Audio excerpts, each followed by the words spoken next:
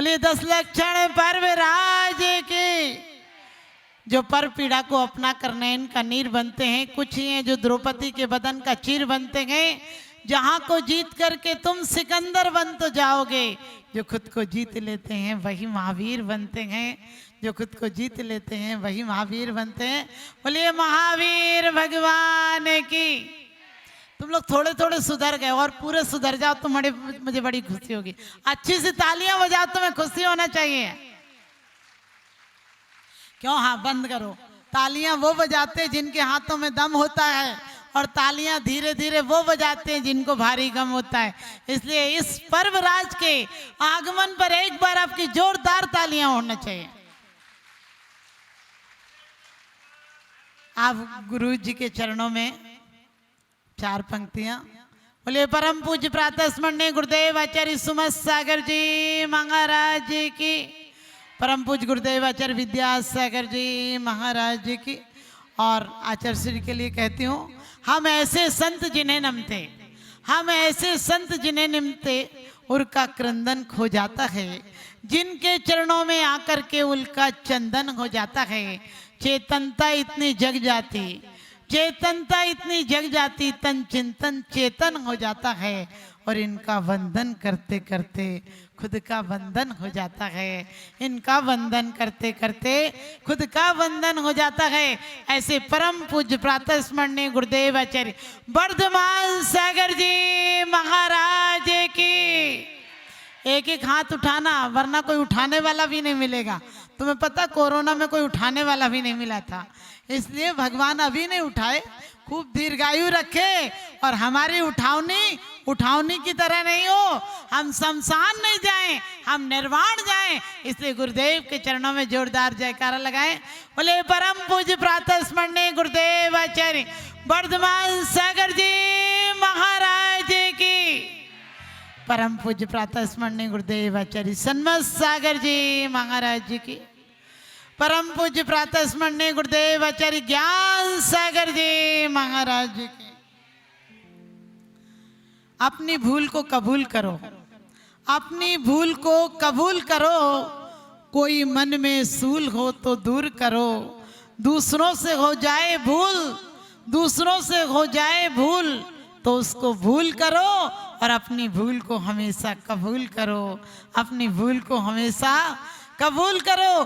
दुनिया में इंसान सब कुछ कर लेता है, लेकिन अपनी भूल को कबूल नहीं करता है। खुद से भी गिलास गिरे तो कहते हैं नौकर से अंधा है, देख के काम नहीं करता। बीच में गिलास पड़ा था और नौकर से गिरे तो भी के देख के नहीं चलता है, बीच में गिलास में ठोकर लगा दी।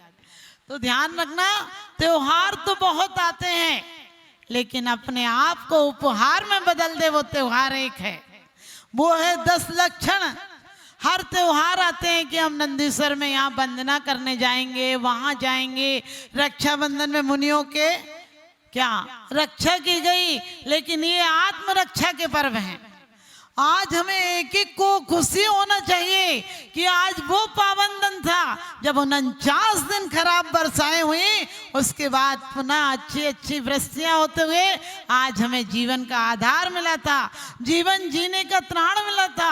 जो बच गए थे उन्होंने बहुत हर्ष उल्लास से ये आराधना की थी कि परमात्मा की आराधना उपासना के लिए बचे हैं। क्योंकि जीवन में कोई मतलब नहीं रहता है, आदमी सब काम कर जाता है लेकिन अपने लिए नहीं जी जाता है। और कहते हैं कि वास्तव में क्रोध इंसान का वो शत्रु होता है, इसलिए क्षमा कहा है, पहले धर्म को क्षमा कहा है।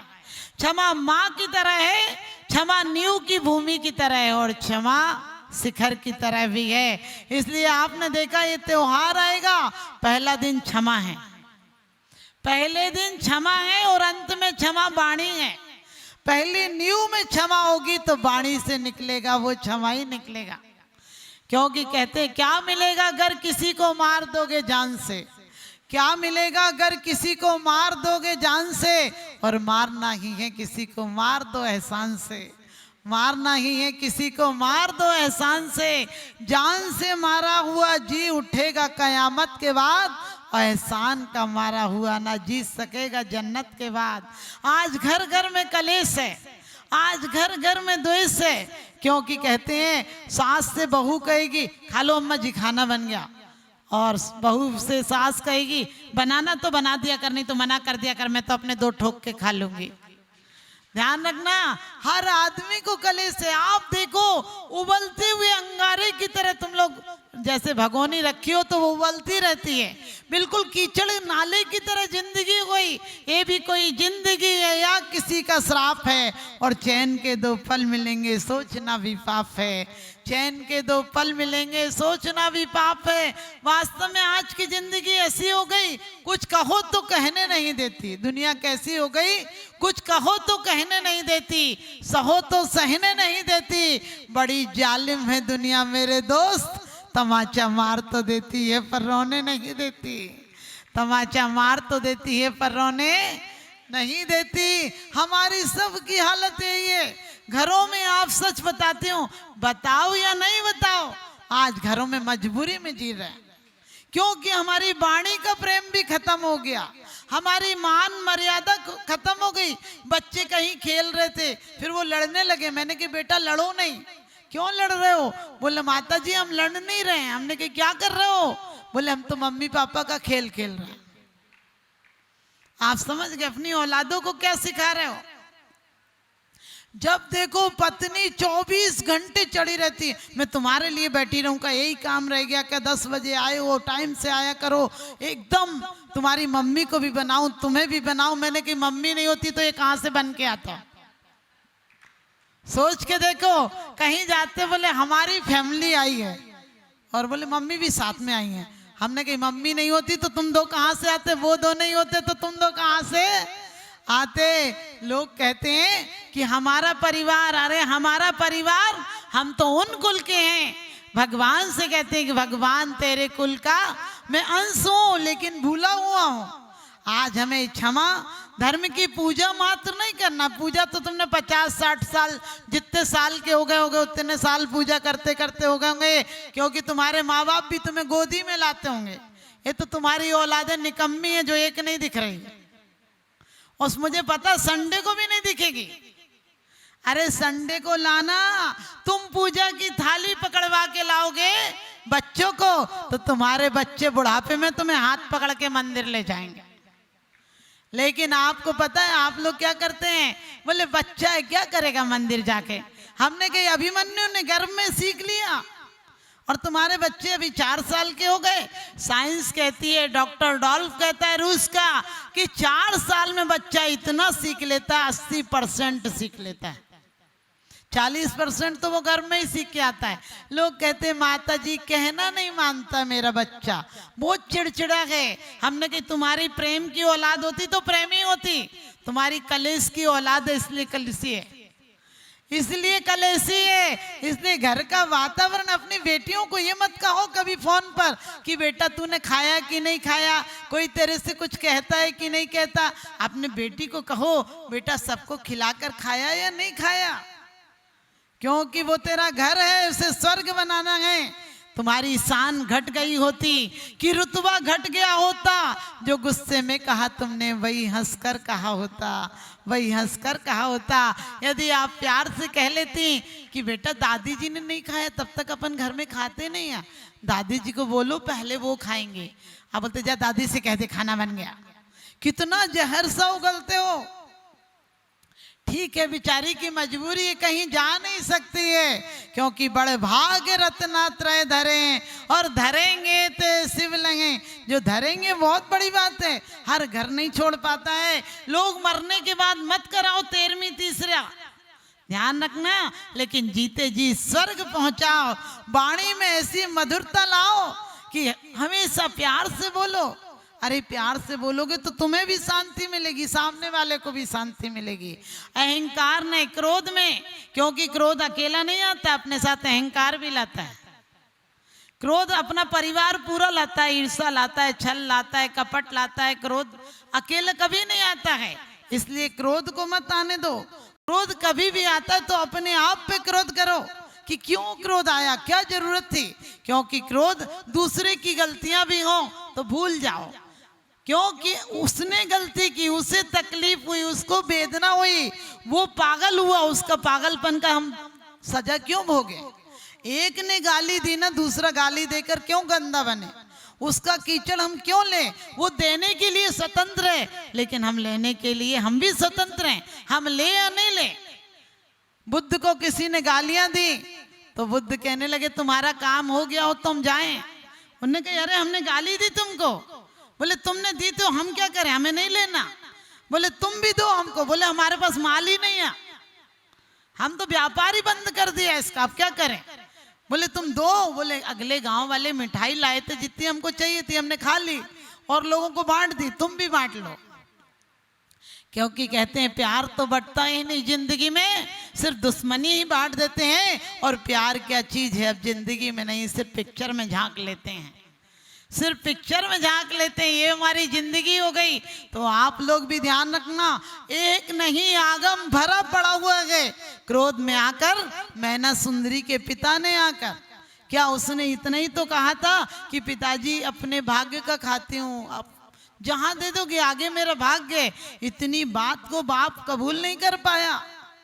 और किसको? क्योंकि कहते हैं बेटियां जन्मते ही पराई होती हैं, बड़ी होती हैं तो सगाई होती है, और एक दिन होता है कि डोली में बैठकर विदाई होती है। बेटियां जाती हैं तो दिल दुखता है, क्योंकि पंख नहीं होते लेकिन चहकती हैं बेटियां। घर या मायका कोई अपना नहीं होता है, फिर भी फूलों सी महकती हैं बेटियां, फिर भी फूलों सी महकती हैं बेटियां।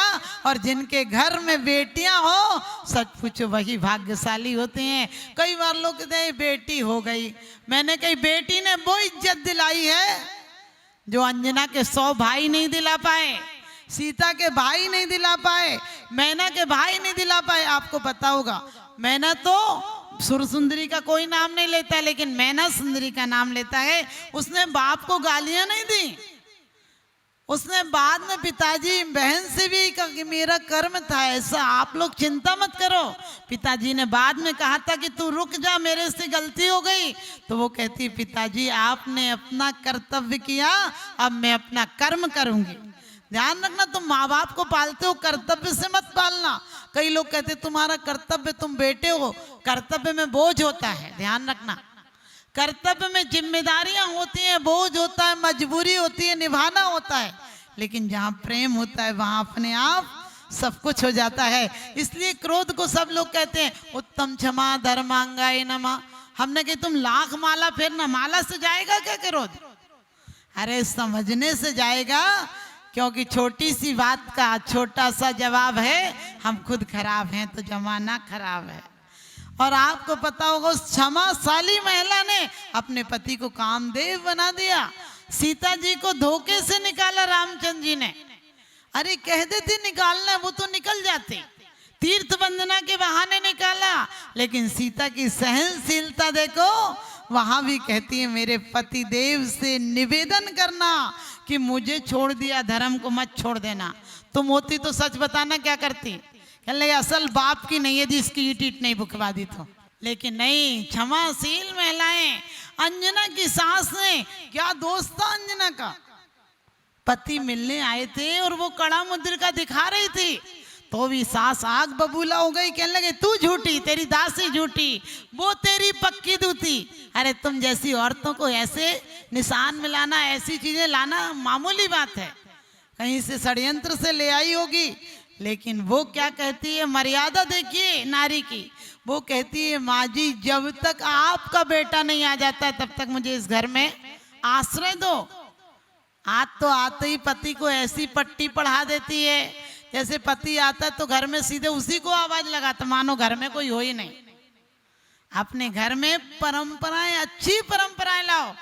ये मत कहो ओछे नंगे, आप समझ गए, ओछे कपड़े पहन लिए, खराब पहन लिए। बोले पूरे लोग तो पहनते, हम क्या करें? हमने कहा सब पागल हो जाएंगे तो तुम भी पागल हो जाओगी। अपने घर में मर्यादाएं रखो, अपने बच्चों को सहनशील बनाओ।